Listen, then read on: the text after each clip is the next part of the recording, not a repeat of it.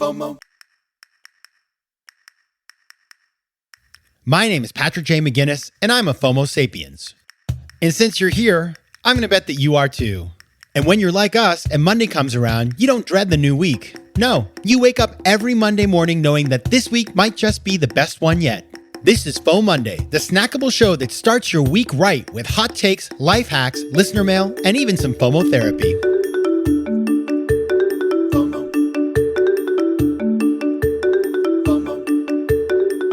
Hello, everybody. Welcome to another episode of FOMOndays, the snackable companion show to FOMO Sapiens, which will be back on Thursday with a full episode. But until then, happy FOMOnday, best day of the week. I'm your host, Patrick J. McGinnis, venture capitalist by day, author and podcaster by night, and FOMO Sapiens 24/7. Now, on Thursday, we have a really, truly excellent guest. I'm very excited.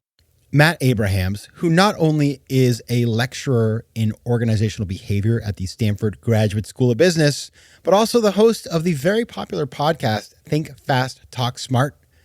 And he's the author of a new book that is coming out right now called Think Faster, Talk Smarter, How to Speak Successfully When You're Put on the Spot.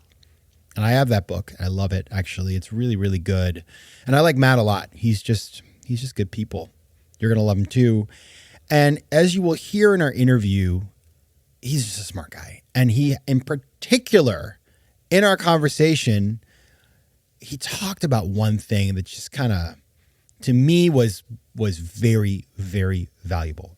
And that is how to do an elevator pitch. Why is it so valuable? I mean, it's pretty obvious why, but it is something that I have noticed, actually, is that people really struggle with a pitch.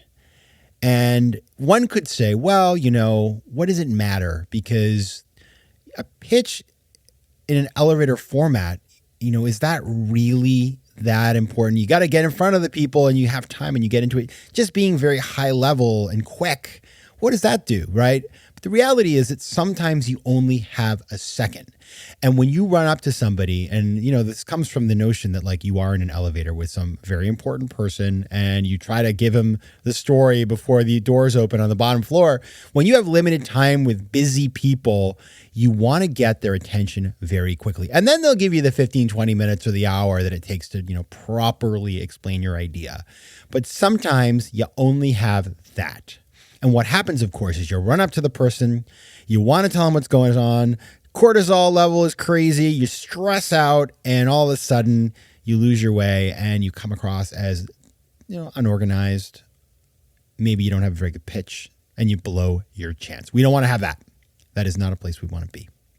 And so what Matt gives us, and what I will share with you in advance, is a formula, a very simple 4-step formula for the elevator pitch that you can deploy. And what's so beautiful about it is that it works. And I'll tell you why. So Matt gave me this whole thing.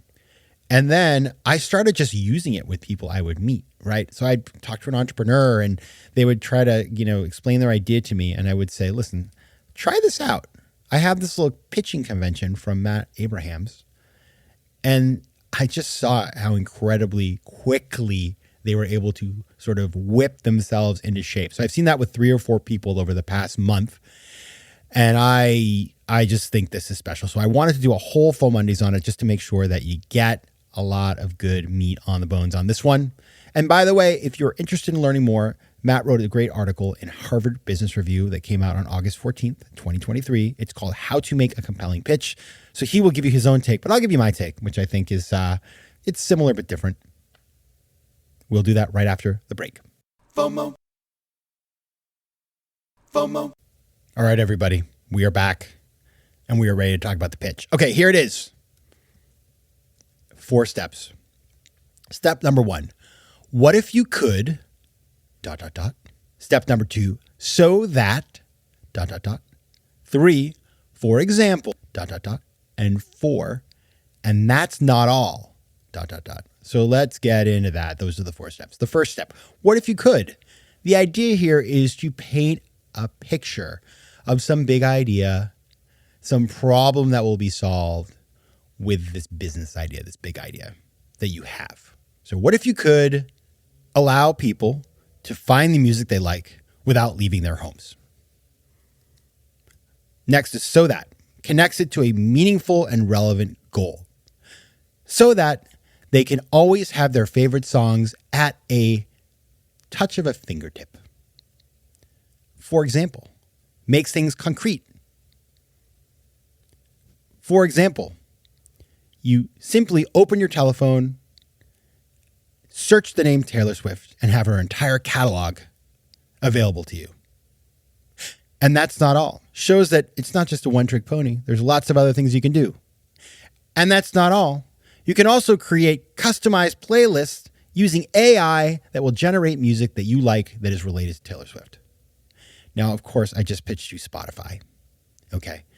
But the beauty of this convention is that you can make sense of any business idea because you're basically painting a big picture, connecting it to goals, giving a concrete example, and then saying, but that's not all. There's all these other amazing things too on top of it. So you're sort of saying the market size is very large and exciting. It's just a beautiful way of whipping something into shape. And you can do it over and over again. And just try it. Like, it's kind of fun. Think about companies that you like, right? Companies that you use every day. And then think about how you might put this into this particular pitching convention. So it's a little fun to do that. I did Spotify. You know, you find your own that you like. But it's like, let's think about Peloton, right? What if you could exercise at home without having to worry about going to a gym so that you could be in better health and live a longer and better life? For example, you could ride a bike with a personalized instructor who inspires you every day. And that's not all. They'll also offer classes in lots of other disciplines that you love from the same device. Peloton. I just did that off the top of my head. Not too bad. Okay, so that is the convention. Everybody, and you can pitch, doesn't have to be a business. It could be, you know, a nonprofit. It could be a million different things. It could be pitching, you know, pitching to your kids where you're going on vacation. What if you could see one of the, you know, sort of natural wonders of the world so that you could have your mind expanded and also spend time with your family? For example, you could go see the Grand Canyon, and that's not all. You could also visit the Great American West. It just works. Okay, so that is the pitching convention that I strongly encourage you to use. I want to add two more things here. So Matt's convention is perfect. I'm not trying to add something to that. But I will say the two things I would think about in addition to that, to get to that next stage, is like, what are the natural questions one might ask? And so there are two things that I think are really important. Number one is product founder fit. Why you? Why are you the person to invent the Peloton? Why are you the person to come up with this new nonprofit? Thinking about that and having a good answer is very powerful. And it's connected to number two, which is inevitability. So the best pitches have an air of inevitability about them. Sort of like the train is leaving the station. Do you want to get on or not? Part of it is because of the product founder fit. Hey, you know, for example, Peloton. Hey, I worked in consumer products and fitness my entire career, and I put together a team of people who understand all the dynamics we need in these 15 different ways. But also, inevitability is all of the things that you have done so far. Well, we've already got this investor. Well, we've already got this prototype. Well, we've got this. Well, we've beta tested. Well, we've got 10,000 people signed up. Anything like that you can throw into the inevitability bucket just makes the bucket better. All right, so that is it. As a reminder, you can go check this out in Matt's article in Harvard Business Review, How to Make a Compelling Pitch. But again, the 4 steps are, what if you could, so that, for example, and that's not all, and I'll throw in my 2, product founder fit and inevitability. And with that, I tell you what, you're going to have some pretty good pitches. All right, everybody. That's it for this week. You'll hear from Matt directly. You'll hear a great conversation. It's going to be a really good one. You're going to love it. So I'll see you on Thursday. If you have any thoughts, questions, anything, reach out. Let's connect at patrickmcginnis.com. PJ McGinnis on Twitter, also known as X, and Patrick J. McGinnis on Instagram and Threads. I'll see you Thursday. Until then, take care of yourselves. FOMO Sapiens. FOMO. If you like today's show, please be sure to rate it and recommend it to your friends. And as always, you can find me on Instagram at Patrick J. McGinnis, on Twitter at PJ McGinnis, and on the web at FOMOsapiens.com or PatrickMcGinnis.com, where you can get all kinds of free resources to live a more decisive and entrepreneurial life. FOMO.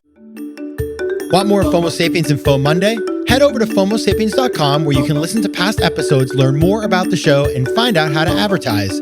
You can also connect with me on Instagram at Patrick J. McGinnis and on Twitter at PJ McGinnis.